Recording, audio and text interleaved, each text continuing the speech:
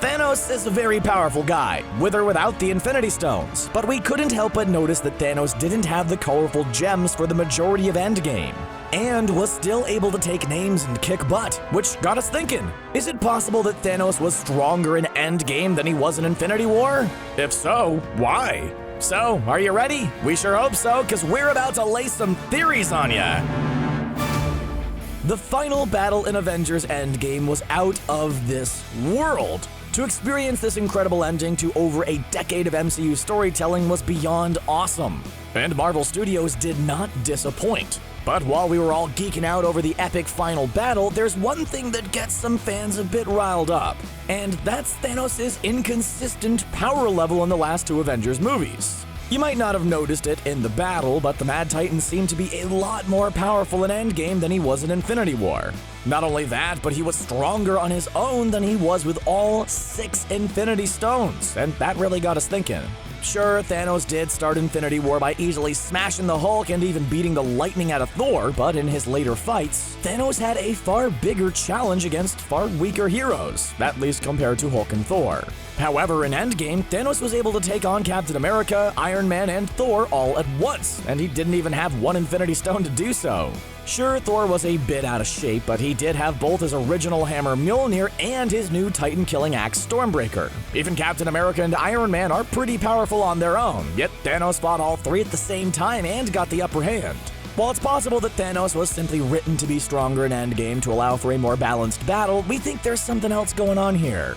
We believe that the cosmic energy of the Infinity Stones ended up hurting Thanos in Infinity War, making him weaker as he added and used more and more stones. The cosmic radiation of the stones is the reason why he couldn't just wipe the floor with all the heroes on Titan, and why he was so much more powerful in Endgame. Confused? Excellent! Now let's use the next 10 minutes or so to make sense of it all. At this point, we all know that only a small amount of powerful beings can hold and use the Infinity Stones. Sometimes just holding one of the stones is the same as opening the Ark of the Covenant in Raiders of the Lost Ark. In 2014's Guardians of the Galaxy, we saw what happened to the Collector's pink lady slave when she touched the Power Stone, and it wasn't pretty. Even Star-Lord, who's a half-celestial, looked like his own face was a burning purple wood log when handling one. In Endgame, Professor Hulk confirmed that the radiation coming from the Infinity Stones is mostly gamma, and he clearly knows a thing or two about that. If watching Chernobyl taught us anything, radiation is bad. Like, really, really bad. We saw what happened to both Thanos and Hulk after they used the combined power of the stones, so it's clear that even if you're a really powerful being, using all the stones at once isn't good for your health. That being said, even one stone could turn you into paste. And we believe that prolonged exposure to the stones, even without using them to wipe out half of the universe, still has serious toxic effects on the user's body.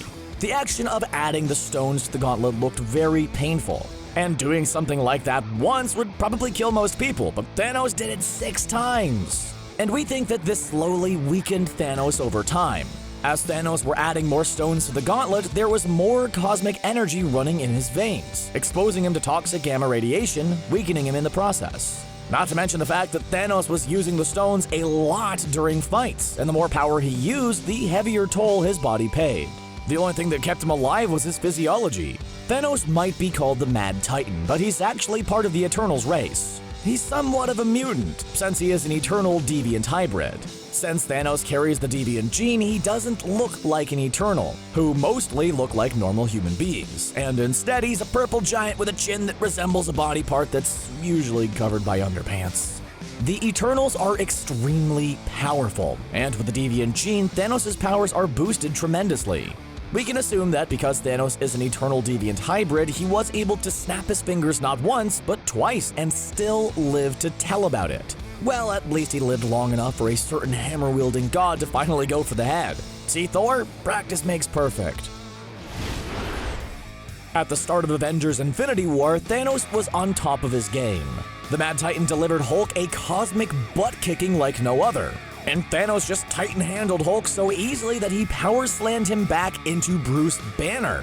Also, let's not forget that Thanos was able to do the same to Thor, who in Ragnarok finally unlocked his full power, and Thanos destroyed both without using any Infinity Stones.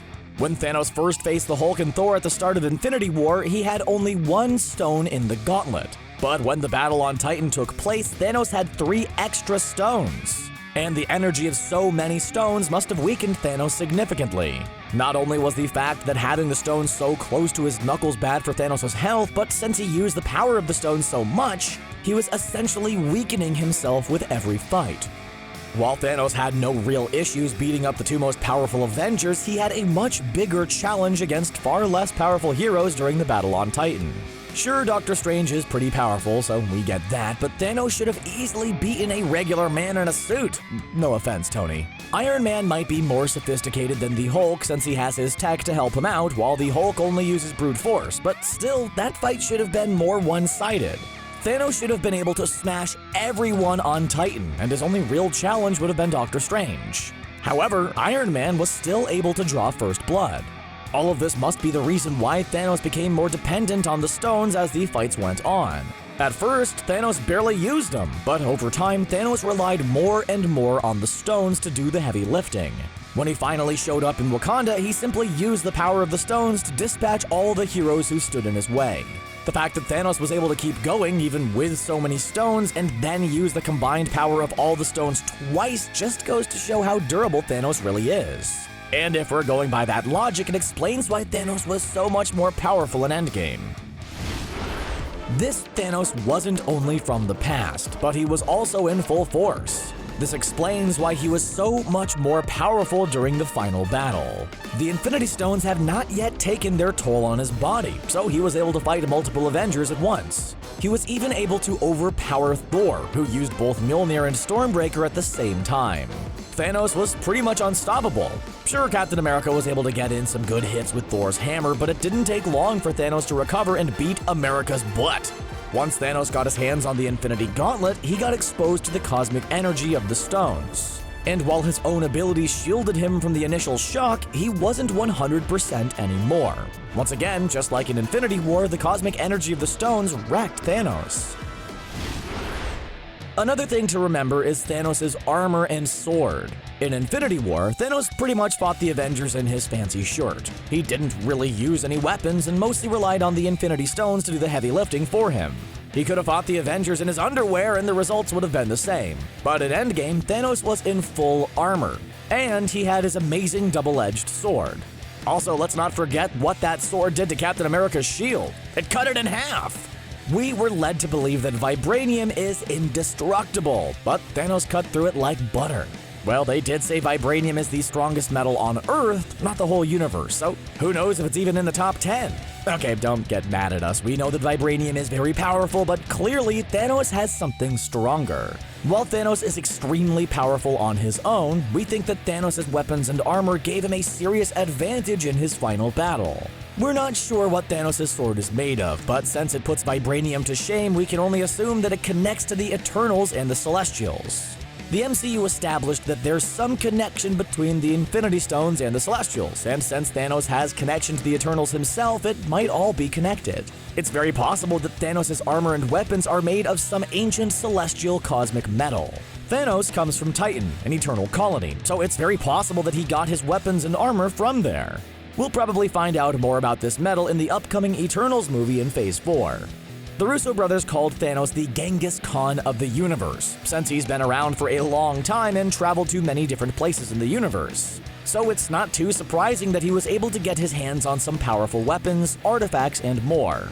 If Thanos' sword can cut through vibranium, that means the armor itself must be able to absorb a lot more damage, something that must have given Thanos a serious edge in the fight. Kinda like Black Panther's own vibranium armor and Captain America's shield. Thanos, of course, didn't use his weapons and armor in Infinity War, and we assume that it was because he relied on the stones. Now, as we said at the start of the video, it's possible that Thanos was stronger in Endgame simply because that's how the movie was written, and we're overthinking everything. But still, we think this theory is quite interesting, and could have served as a fun plot point. Regardless, it's pretty clear that with or without the stones, Thanos was one of the most powerful and best villains the MCU has ever seen.